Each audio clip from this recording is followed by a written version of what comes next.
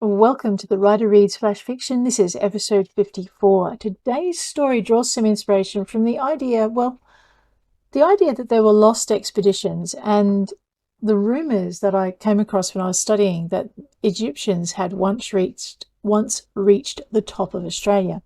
So they kind of all gelled together, and when I started writing this is the story that came out. It's titled The Lost Expedition.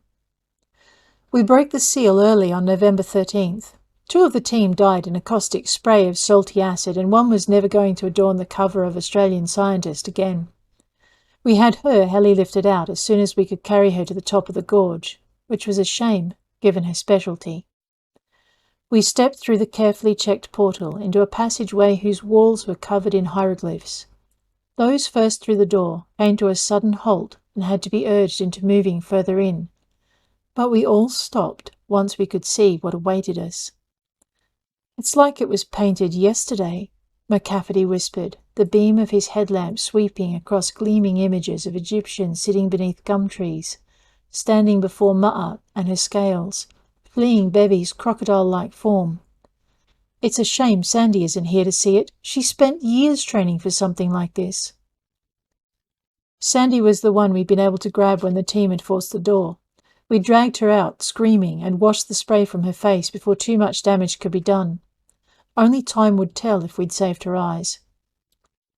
"Make sure you get lots of photographs," I said. "Lots and lots of them, so she has something to keep her mind occupied while she recovers." No one mentioned she might never see again.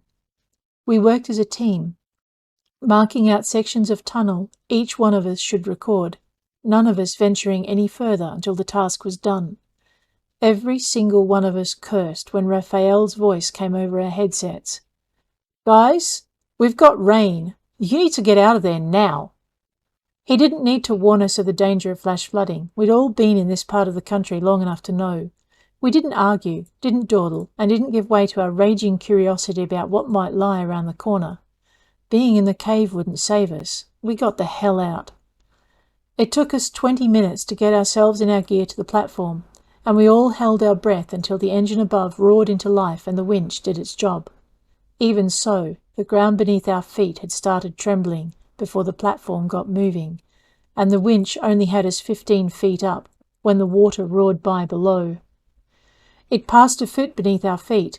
I wanted to shout at Raph to get the winch going faster, but couldn't utter a sound. With the roar of water threatening to deafen me, it was all I could do to hold on to the rope connected to the pulley and keep a firm hand on the nearest research assistant. By the time we reached the top, my mouth was as dry as a gibber, and I was terrified the water might catch us as it rose up the canyon walls beneath us. Raphael met us at the top, face white, eyes wide. "Reckon I'll order a bigger motor," he said, glancing down at the torrent of floodwater. "Might get a backup too." We didn't say a word, just stepped carefully off the platform and dragged our gear with us, moving as far away from the edge as we could. "Hey," Raph said, grabbing my arm. "Hey, are yous all right?" "Yeah, Raph, we're fine," I managed. "Yeah, Raph, we're just shit-pants weddingly scared," said Byrne. "Why don't you go make us a coffee and then we'll tell you what we found, okay?" "Yeah, sure." Raphael became immediately subdued and led the way back into camp.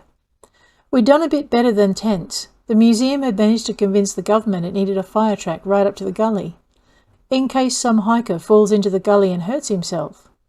And then they'd wangled a hut with some no-flush toilets into the budget as well. While those were being built, we'd been allowed a couple of portaloos and a trio of trailer-based camper vans capable of negotiating the track. By the time we'd finished filling him in, Raphael was bug-eyed and eager to get down to the cave himself. "Not till it stops raining," we said. "But what if it floods?" "It'll do that for sure, mate," I said. "But what if there's something valuable down there?" "Then you'd better hope it's waterproof or that there's another set of doors." "Right. Well, who'd we tell?" "No one," Rosalind Harrymore said. "Not even the museum. Not until we can document it." "Well, how do we explain about not going back?" "We just tell them we're flooded in," Ros said. "After all, it's true." And it was, and we pushed that story for all it was worth until long after the canyon was free of flooding and we'd made it through the inner doors to the tomb beyond. There had been rumours the Egyptians had made it to the northernmost reaches of Australia, and now we had proof it was true. When word got out, our funding was assured. What the Egyptian government couldn't put up, wealthy Egyptians did, with the Australian government helping out along the way.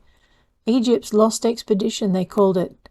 We even wangled Sandy some of that new technology that helps blind people see again, and she proved us wrong by gracing the cover of Australian Scientist and a few other journals to boot. There you go. If you enjoyed today's reading, please hit that like button, and if you want to see more, please hit subscribe. And I'm going to check you guys later. Take care out there.